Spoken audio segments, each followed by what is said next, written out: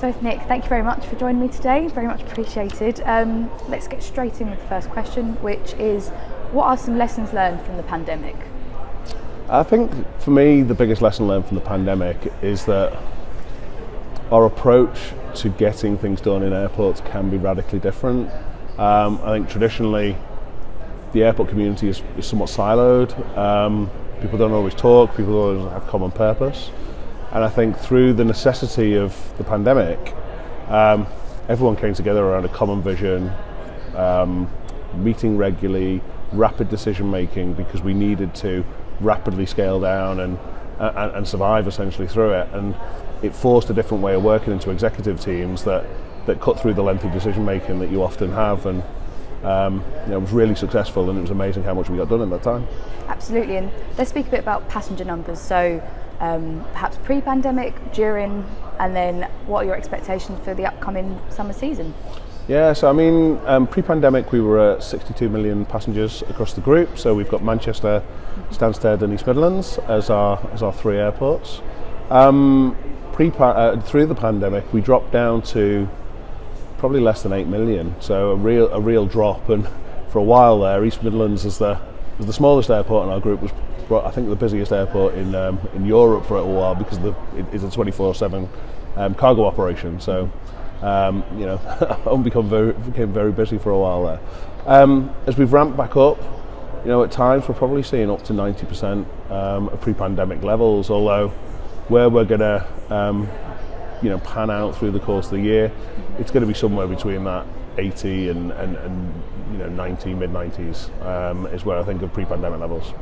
Exactly, and following on from pandemic, which we will move on from at some point, but let's talk a bit about the workforce. Many people lost their jobs, out of the industry now because of the pandemic, but let's talk a bit about upskilling and existing and training staff and some opportunities for new staff. Yeah, I think clearly very sad to see a lot of people leave the industry, and a lot of people that have been around for a long time moving into different roles and doing different things. And again, it was something that we collectively had to do out of necessity. It was things that people took decisions to go and do something different because of the condition really of the industry and where they needed to be. But I think that has created opportunities for people to think about doing things differently. It's created operating model opportunities as well, and I think what we've seen come out of the back of this is actually a much more collaborative and almost product-focused workforce, where we're now bringing cross-functional teams across the business together to really go and solve problems. And it echoes back to my earlier comments really around how do we operate differently and make decisions differently in a post-pandemic world. It comes as much from the operating model changes as away from a different mindset of thinking around how to do things.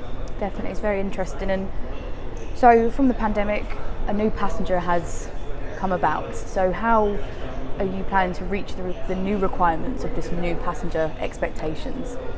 I think it's a really difficult one. I think airports across the world, really, particularly Europe, are seeing real challenges as passenger volumes ramp back up. In England, we've gone from pretty much the tightest travel restrictions in Europe in January to then straight into Easter and now the start of the summer season, where there's been that rapid acceleration, and it's been difficult to recruit and train the volumes of staff that we needed in that time.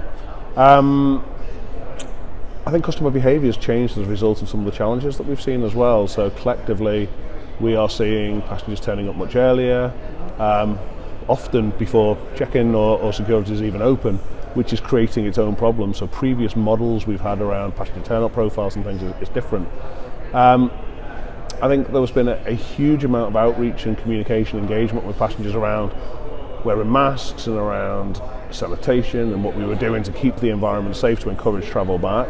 And I think that same level of communication and engagement needs to happen now around giving confidence that actually we are getting back to pre-pandemic staffing levels, that they can start returning to normal kind of passenger behaviour, but actually that also we are have a different way of engaging with passengers through digital or through other channels that should hopefully make for a more seamless journey through the airport.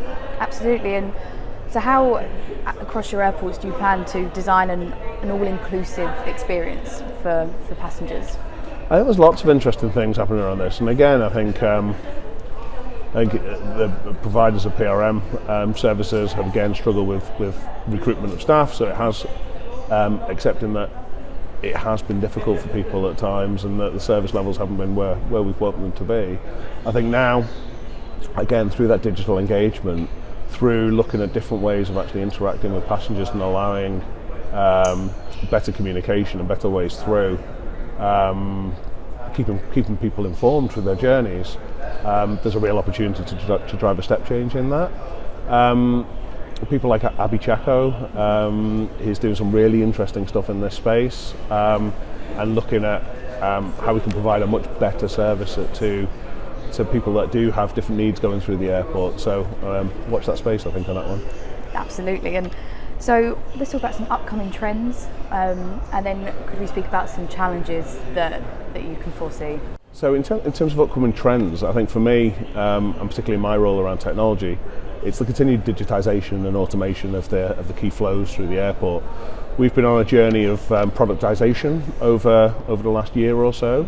So we now have started thinking about the airport as a series of flows, essentially the passenger flow, the aircraft flow, the bag flow, the vehicle flow are the main flows through our airport. How do we join those up end to end and use technology, data, integration to be able to make that journey seamless? But even within those flows themselves, starting to think as the discrete components of it as products. So our traditional approach to doing project work and doing changes in airports has been, well, we need to upgrade some X-ray machines, we need to replace the check-in system, we need to do something out on the airfield. What we're now starting to think about is if you take security as a product in its own right that delivers customer experience, it delivers compliance ratings, there's a cost to serve to deliver them to the standards you want to be there. We then start thinking about those three things around everything that happens in that security product space. So whether it's how we engage with passengers, whether it's the X-ray machines and the lanes, whether it's the body scanners, all of those things come together to deliver a product in its own right. And around those products, we're forming cross-functional teams across operations, across assets, across technology, and across commercial, and people that really come together to think about how that product works effectively and delivers the service what we want to deliver across it. So I think that's an interesting shift in approach on how we tackle projects, rather than start and stop projects that have a defined life cycle. Products that start and never end, they just continually improve. I think that's different for us. Key areas that I think we're looking at, absolutely security is an area that we continue to focus on. The opportunity to provide a much better experience for passengers is significant in there. And really the other one for me that's a real priority for me now is really starting to deliver a step change on the airfield. So again, we've got lots of siloed systems operating out there. How do we deliver a much more integrated experience from aircraft landing right the way through to the turnaround and then back out again, that will deliver a better value for the airline, more efficiency for ourselves in terms of utilisation of our capacity, but actually we get this stuff right, it delivers a much more sustainable environment as well. So it should help us reduce fuel burn, it should help us actually just deliver a better experience overall. And how does sustainability play a role in this? So from a sustainability perspective, we've got an ambition to be net zero by 2038, so ahead of the pack on that and where we need to be. And it's something that's always been very important for MAG. We were founder members of the Jet Zero Council, so it is high up on our agenda, and we're now starting to build sustainability into everything that we do. So thinking about, as we start delivering new projects, what does that mean for us? To get to 2038, it seems like a long way away as we stand here right now, but in reality it's no time at all when you're building terminals and making changes that last for many years. So plenty to do. Absolutely. And what can other airports do to secure their place in the future? I think for me, and this is why I think it's an interesting environment,